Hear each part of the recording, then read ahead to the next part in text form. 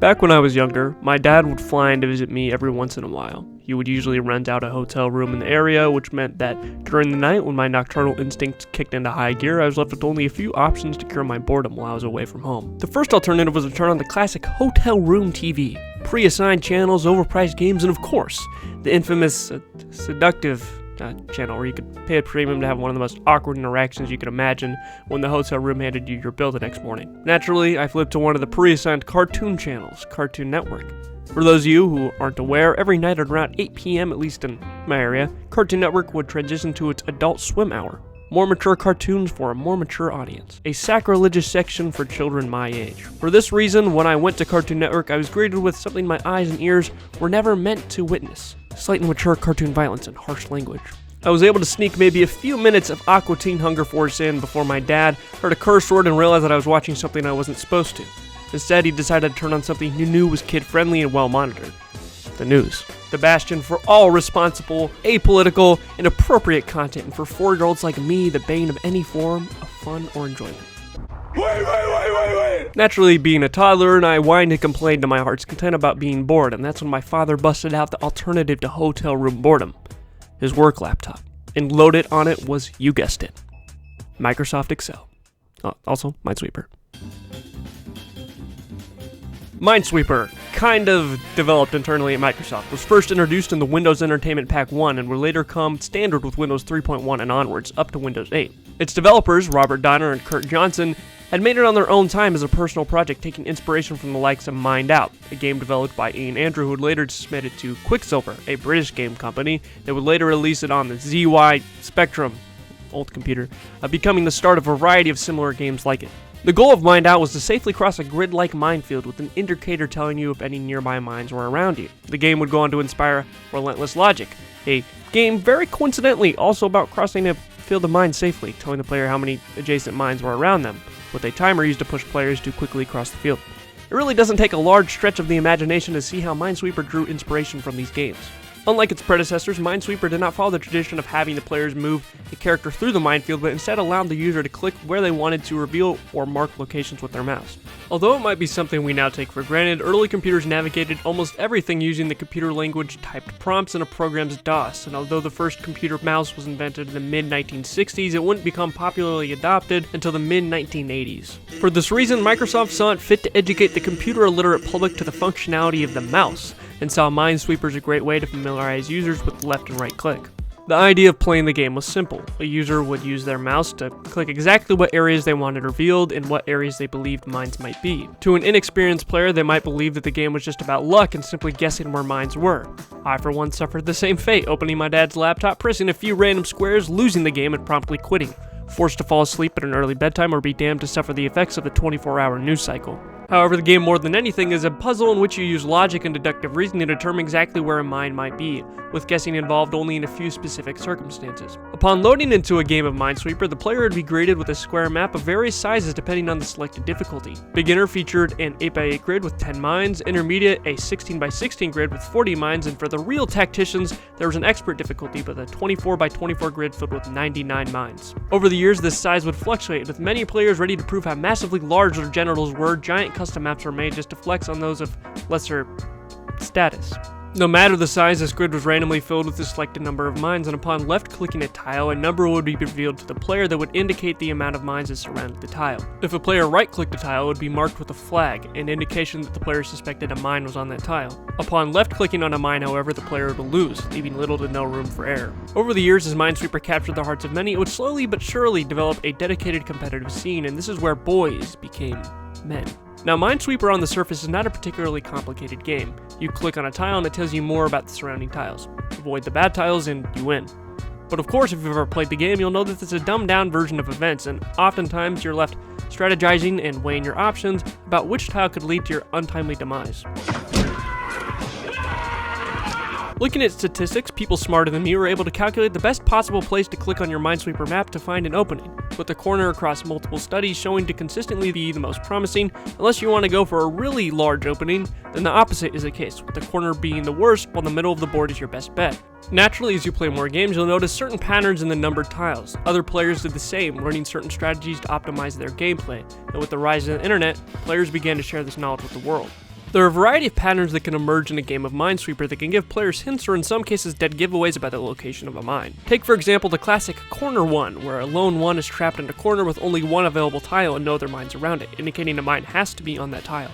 And of course we can't forget about the classic 1-2-1 pattern, also known as the 1-2-2-1, 2-1-2, 1-2-1-2-1, get a load of this fucking idiot. These patterns are famous in the community for their general reliability in discovering where mines are in a given scenario, with the 1-2-1 having a high chance of having 2 mines over each one and the 1-2-2-1 having a mine over each 2. It's a quite simple pattern on the surface, but is only elevated to an even greater sense of importance when you realize that this pattern isn't strictly limited to 1s and 2s. Using the known mines around an area, it's quickly become apparent that by subtracting this known number of mines from the number on the tile, it would cause the 1-2-1 or 1-2-2-1 pattern to emerge. This method was coined as pattern reduction. The power of recognizing this pattern only increases when players could find that this pattern wasn't limited to straight lines of 1s and 2s, shown in many of these examples, but in fact could wrap around corners or present itself in a variety of circumstances that might not be obvious to the casual player. And these patterns really only focus on finding out with certainty where mines are, but patterns also exist to find out where mines aren't, which is another valuable piece of the puzzle. 1-1-X or 1-2-X strategies focus on finding spots where mines can't exist. These X strategies build off the idea of too many mines existing around a certain tile, meaning for example that a tile with a 1 and 1 mine already around it cannot have another mine existing within the other 7 tiles. This pattern can manifest in many forms, and much like the 1-2-1 and 1-2-2-1 pattern discussed a bit ago, aren't limited to 1s and 2s. But the strategies don't simply stop at recognizing a few patterns here and there. To optimize a player's speed during a run, a variety of strategies were utilized. One of the more common ones utilized was the no flag or NF strategy for short. This tactic involved not utilizing your right click to flag where mines might be, as it might waste precious milliseconds of a speedrunner's time. Another strategy is to simply gamble heavily on getting what players call a dream board. The dream board, as the name might suggest, is a board that Minesweeper players have fantasized about since their infancy. A board that with one click opens up a large majority of the map, cutting down drastically on the time needed to complete a level, or in other words, the perfect speedrunning opportunity.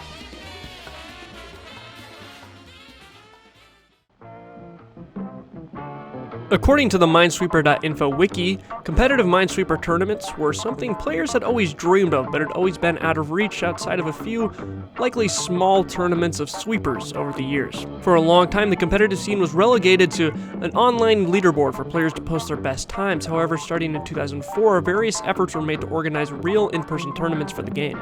On March 23, 2004, Christoph Nicholas, a resident of Austria, would fatefully suggest the idea of hosting tournaments for Minesweeper, booking a computer lab at the University of Vienna in May for a possible tournament if enough players were available. From this point onward, a small sect of dedicated fans all over the world would make suggestions, seeing that this could truly be the start of something special. Ideas of sponsorships, tournaments in other countries, and distinctive tiers for each level of player would emerge, and the community was quickly building up steam to get this to become a true spectacle. On April 10th, Rodrigo Camargo, a player from Brazil, would release his own online version of Minesweeper, opening up the realm of a large online-based tournament. Excitement gained between the small group of members attempting to make this happen, and although Camargo's online version was impressive, some workarounds would need to be made to have this function properly for a tournament. However, months began to pass, and with no real resolution on how they would get this set up, this idea slowly died. Meanwhile, Christoph's initial tournament at the University of Vienna was still struggling to stand on its own. On the 1st of April, Christoph announced that if he could get 8 players signed up for the tournament, he would follow through with its creation. As the month passed and the 19th rolled around, unfortunately only 4 players had signed up, meaning that for the moment, the tournament wouldn't happen. But this wouldn't deter Christoph, as again, that summer, he began to get another tournament organized. Unfortunately, yet again, time would pass, and by August 15th, the tournament would be canceled for the second time. After multiple failures to set up a large tournament, the community was still as resilient as ever. Although Christoph wasn't successful, a Hungarian by the name of György Nagy decided to step up to bat. On November 15th of the same year, he would announce that he was trying to set up his own tournament in Budapest, later announcing on the 30th that they had sponsors, but that they would only have enough to pay for the venue, but they did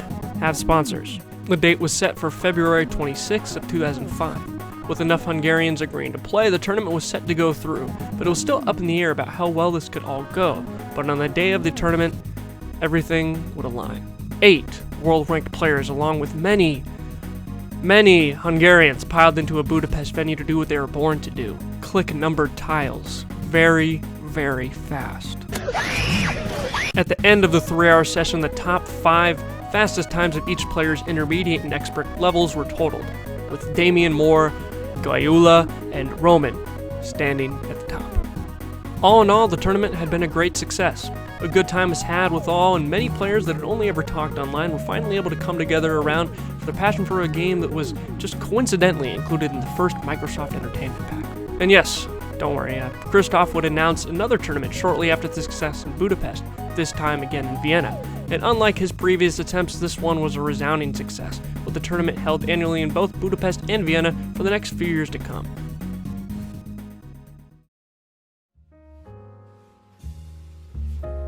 It's tough to say now if these online tournaments are still going on, with most of the competitive scene relegated to timed leaderboards on Minesweeper.info and other sites like it. But even if these online tournaments are simply a relic of the mid-2000s, it's good to know some great memories were shared. And thank you everyone for tuning in to this month's video. A bit of a weird one, I'd say. A bit of an obscure topic, right? But I hope you enjoyed it. And for those of you who didn't see my community post, which is now very old, God, I've been editing this video for a very long time. I do have a live stream channel now. Well, live stream clips. It's like I'm gonna stream on this channel maybe I'll go to Twitch. I don't know. We'll figure it out. But if you want to watch the recaps from those streams, uploaded in their entirety when I bother to actually upload the videos, they'll be on there for those of you who are interested. The link to that can be found down in the description, along with pretty much everything else that could be related to. And of course, a special thanks to this month's patrons, Mads, Sherry, Dave the Unknown, and Yold. I really appreciate you guys. Can't say it enough. So to these goons and viewers like you, thank you. And take care.